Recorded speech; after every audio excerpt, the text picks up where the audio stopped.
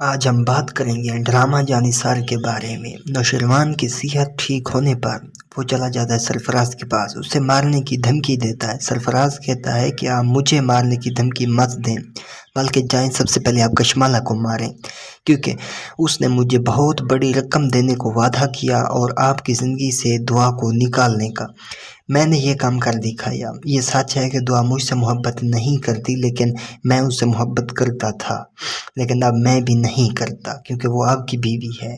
سرفراز ساری حقیقت بتا دیتا ہے۔ نوشیروان یہ سن کر چونک جاتا ہے۔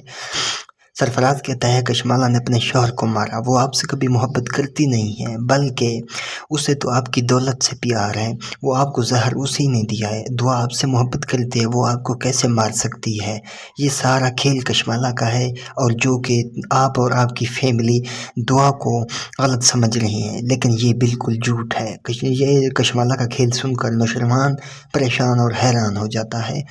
اب کشمالہ کی بھی آنے والی ہے، جو کہ اگلی پیشی ہوگی وہ کشمالہ کی ہوگی۔ سرفراز ساری مکمل باتیں بتا دیتا ہے۔ آنے والی اقساط میں دعا اور فضا ایک ساتھ بیٹھتی ہیں۔ فضا کہتی ہے تم نے دعا میری زندگی کو تباہ و برباد کیا، لیکن تم نہیں جھکی، میں جھک جاتی ہوں اور تمہیں معاف کرتی ہوں۔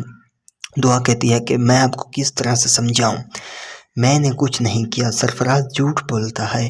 وہ نوشیروان کے پاس بھی آتا ہے اور کہتا ہے دعا مجھ سے محبت کرتی ہے، حالانکہ اس میں سچ نہیں ہے، آپ میری بات کو سمجھیں۔ فضا کہتی ہے میں سکون سے نہیں بیٹھوں گی جب تک سرفراز کو سزا نہیں ملے گی۔ دعا کہتی ہے سب سے پہلے میں نوشیروان کا اعتبار جیت لوں، اس کے بعد اس کو ایسی سزا دلواؤں گی جو یاد رکھے، نہ مرے گا نہ جیے گا، وہ بہت دردناک اسے سزا ملے گی۔ فضا کہتی ہے بالکل ایسا ہی ہو۔ دعا اپنی بہن سے کہتی ہے جعفر ثبوت اکٹھے کر رہا ہے کشمالہ کے خلاف، کشمالہ کا اب کھیل ختم ہو چکا ہے، جو کہ کشمالہ نے بہت بڑا کھیل رچایا، اب اس کو وہ اختتام کو پہنچا ہے۔ کشمالہ کو ہو جائے گی طلاق، اس کے بعد ہم دونوں کی زندگی میں کوئی اور نہیں آ سکے گا۔ اس کے بعد واحد یہی راستہ سرفراز کو سزا دلوانا، اسے پھانسی کے پھندے تک پہنچوانا ہوگا، اور وہ بہت جلد ہو جائے گا۔ اب ناظرین آنے والے ایک ساتھ میں ہم یہ بھی دیکھنے جا رہے ہیں، فہمیدہ اسلم صاحب سے کہتی ہے کہ میں تو چاہتی ہوں کہ آپ رشتے والوں کو انکار کر دیں، کیونکہ اب ہم ثانیہ کے بھی شادی نہیں کرنا چاہتے۔ نوشیروان اور دعا کے جب تک حالات ٹھیک نہیں ہو جاتے اس کے بعد شادی ہوگی۔ اسلم صاحب کہتا ہے کہ انہیں میں کیسے انکار کروں، فہمیدہ کہتی ہے تو میں انہیں منع کر دیتی ہوں۔